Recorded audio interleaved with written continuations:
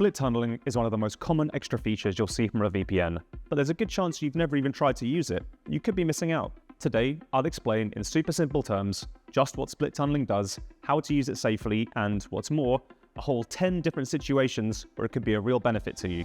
The Top 10 VPN, I'm Callum, let's get started.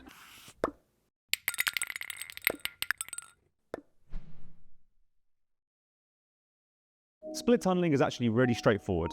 As far as technical features go for a VPN, it's not that technical at all. As you probably know already at this point, a VPN takes all the online traffic going to and from your device and encrypts and anonymizes it. It hides it and makes it look like it's coming from somewhere else. It's often referred to make the metaphor nice and visual, as a tunnel. So, you can probably guess what happens with a split tunnel. It's taking some of that data and deciding to route it outside of the VPN. Now wait, you might be screaming at your computer screen. Why would you want to do that? Why use a VPN if you're going to use it to not use it? Well, I am so glad you asked, as that very conveniently sets up the hook of this video. I'm going to give you a whole 10 different scenarios in which you might want to use split tunneling. First of all, it allows you to keep your VPN on. It sounds obvious, but it's true. If you're like me and you leave your VPN connected 24/7, then it can be a nuisance having to turn it on and off whenever you want to handle specific tasks. But those tasks can arise. Certain websites or apps struggle with VPNs. This way you can get everything configured just the way you need it to be, so that you never have to turn off your VPN. This can be even more convenient if your VPN has URL-based split tunneling, which lets you pick specific websites to travel outside of the VPN, not just whole programs. And you can speed up your internet connection. As we're always keen to remind people, just to keep expectations grounded, even the best VPNs will slow down your internet connection. There's nothing you can do about it, it's just the price you pay for the encryption. But anything you split tunnel won't suffer from that problem. It'll work just like regular internet traffic, meaning you'll get your regular speeds.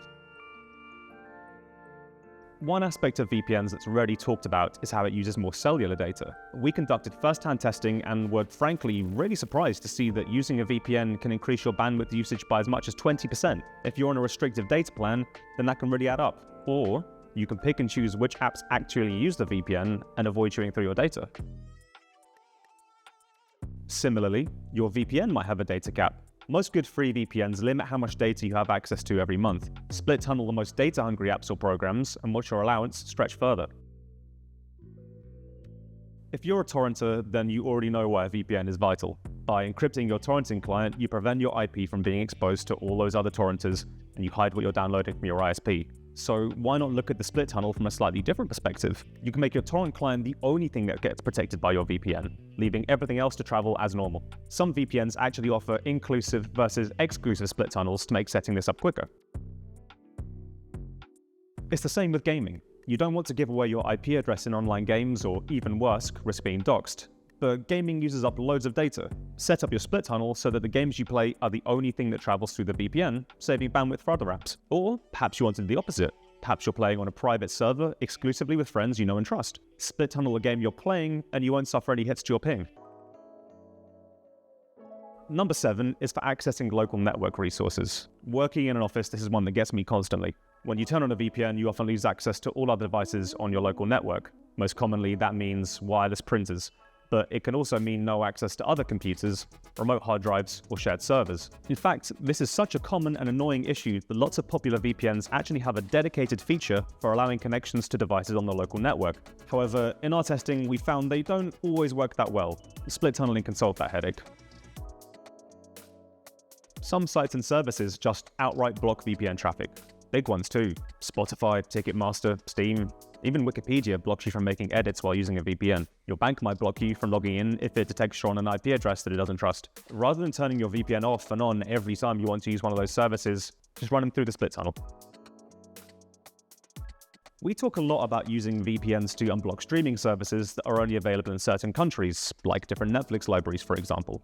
But what if you want to watch services based in your own country without turning off your VPN? You already know the answer. Let's say you live in the US and stay connected to a UK server because you watch BBC iPlayer every day, but now you want to watch your local sports broadcast. Just set up the split tunnel. Our 10th and final example is a bit more niche. We focus so much on personal VPNs that it can be easy to forget that corporate VPNs exist too. If you work remotely at all, then you've probably used one on your laptop or home computer. With split tunneling, you can choose what data goes through or around that connection, which can massively reduce the strain put on your company's network, and plus prevent them from seeing what you're doing. Of course, just like everything fun, this all comes with a warning. All 10 of those examples I've just listed, but it's up to you to decide whether or not they're worth the risk. What risk? Well, split tunneling itself is extremely reliable and consistent. There's no risk there. It'll always do what it says it does. No, the real risk is in exposing your data. When split tunneling apps and sites, you're no longer using a VPN in a way. You have to make absolutely certain that you're comfortable with all of the data contained within them being publicly visible, just like normal. Setting up split tunneling is normally very straightforward and self-explanatory. Let's use ExpressVPN on Windows as an example. Open the main menu, go to Options, and then check the box beneath Split Tunneling. When you click Settings, you have the option to leave split tunneling unused, make specific programs tunnel outside of the VPN, or choose the programs that will be the only ones protected by the VPN. We can try it on NordVPN too, on Android this time. Tap on your profile, then on Settings. Scroll down and select Split Tunneling. Then, just like last time, choose the apps you either want to travel through or outside of the VPN connection. It's really that simple. Split tunneling is a powerful tool, but please be absolutely certain that you're comfortable with using it before you start, or you could end up doing more harm than good. If you have any more questions about split tunneling, then why not leave me a comment? Or you could take a look at our full guide on the website. You can find the link below. If you've learned something new, then feel free to drop a like or a subscription for more, and I'll see you next time.